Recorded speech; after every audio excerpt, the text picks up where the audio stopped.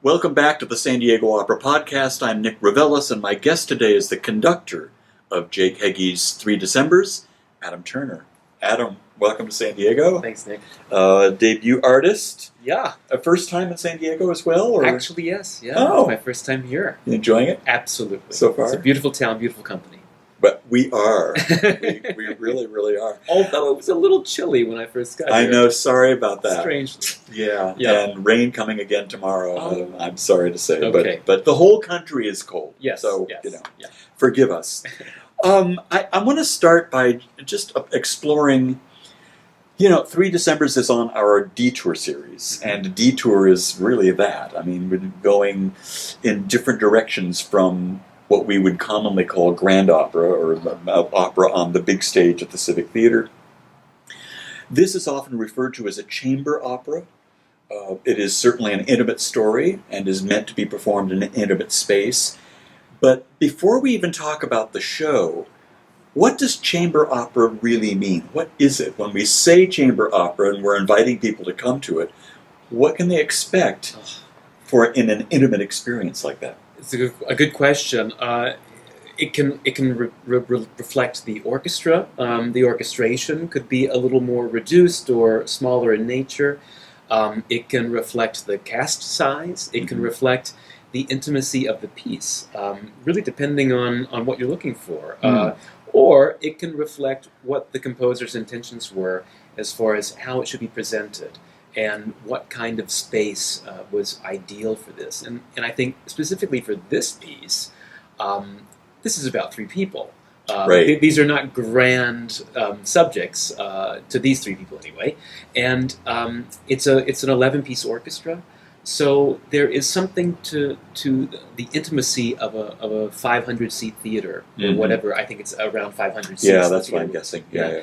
There's something about the intimacy of that space, the audience being closer to the performers, closer to the sounds, closer to the expression, that makes it a chamber piece. Just as if you were listening to a string quartet or a small chamber ensemble or a chorus of maybe 16 people. There's an intimacy and an immediacy to that kind of music making that I think you might not capture in a 2,000-seat theater. Yeah. In our history, we've done a couple of the Benjamin Britten pieces that are not much larger than that. Yeah. They're like the Turn of the Screw, for instance. 8 instruments or something, right? Yeah, they're very small. They're certainly no more than 13, and each instrumentalist doubles or triples on something to get different colors and different sounds. Yeah. But in a nearly 3,000-seat theater like the Civic, it just didn't quite work. Right. On the other hand, I've seen The Rape of Lucretia, another Benjamin Britten opera, which I adore, at Central City, which, again, is this not tiny house, but 800 seats. Yeah, it's really small. Yeah. But here's the loaded question: what's the experience like for an audience? How different is it from experiencing the end of Act 2 of Turandot, or the triumphal scene in Aida? It is a different experience, but I don't think any less effective, right? No less effective, no less satisfying. I mean, I think just in a different way. It's completely different. With the Britten operas, for instance, I was always struck at the sound that he could get out of a 13-piece orchestra. Yeah. Just how huge of a sound he could orchestrate. Right. And the same could be said for Midsummer. That's an opera that I did a year ago with Virginia Opera. Very small string complement as well. And yet, it sounds Wagnerian in stretches. Yeah. And that's just the way those pieces are. Jake, this is an early piece of his, 2008. I mean, it's 10 years old now. But there is something to his orchestration in this piece, too. It's not just a theater band. There are 2 pianos and some wind instruments and a kind of a string ensemble of 5 players. But it's a big sound. Yeah? Absolutely. What's missing from the typical complement of an opera orchestra? Now, I'm not just talking about numbers, but are there any instruments that he doesn't use that most composers do? Yeah, well, brass. There are no brass There are instruments. no brass instruments. Interesting. And yet you get a big sound. And yet you get all the colors that you need. Uh-huh. They're all there. They're all there. I would love to ask Jake that question, and I'll ask him when I see him. Why not? At least a solo trumpet. You would think, because it's got such an American sound. Yeah. You'd think that a piercing solo trumpet with mute at some point might be really, really terrific. But there are combinations doesn't of need instruments. There are combinations where it might be clarinet and English horn, Uh-huh. or soprano sax and flute, or different combinations of sonorities that can kind of give you a glimpse of those sound colors. Yeah. But I also think the personality of Madeline Mitchell, she's pretty brassy enough. She so, is pretty trumpety as it is. Yeah, Yes, that's true. That's true. So tell us about the music of the piece. I mean, to my ear, and I think this is probably what I'm going to be speaking about in the pre-performance talks, Mm-hmm. is that it immediately has an American sound. Yeah. You cannot mistake this for any other nationality, right? It's true. And I have a feeling that the whole score is imbued with that. But do you hear jazz in it? You hear Broadway in it? All of it, all the above. I've done Jake's pieces, Dead Man Walking, and this is my second time with 3 Decembers, and I've certainly studied some of the other works and done some of the art song cycles. This is somewhere right in the middle. Mm. It's from the world of my favorite kind of music making, which is these hybrids of opera, musical theater, popular styles. All of that kind of comes together, and it's synthesized in this piece, and that's what I really enjoy about it. It's the same reason I love Sondheim and some of these other American composers for their ability to reference all of those styles. Yeah. But you would not mistake this score for any of those composers. No, you wouldn't. No. It is not Sondheim. Yeah, I can't put my finger on exactly how Jake does it. I mean, I know he doesn't necessarily compose everything at the piano. It's all in his mind. It's all there. But it's so text-driven. It's motivated by whatever text his librettist has given him. And he and Gene Shear have worked together many times, and they continue to work together. And I think they really found their groove in this opera. I mean, there are some delicious lines. There really are, Yeah. and I love that word. I've been using it a lot about little moments in this opera that, like in the first scene when they're talking about the family's visit to Sausalito. There's something about the way it's written that just feels right. I mean, it feels like you're there. Well, there's a moment where they're the brother and sister are walking along the Golden Gate Bridge and talking about San Francisco and the wind and just the grandeur of that spectacle, that visual spectacle. And the music it's just arresting. You don't need the visual. You don't need to see a projection or a set or anything, although you will see some of those things, because you can hear it. You can feel in the expression of the performers, in the vocal lines and the writing, this kind of just the wind and just the majesty of standing on that bridge and what you see. Yeah. It does all the things that great opera should do, which is really wonderful. And again, these are things that all these things I've been talking about in these interviews with the 3 cast members and with Karen yesterday. All the same moments come back, and all of the same things are being said.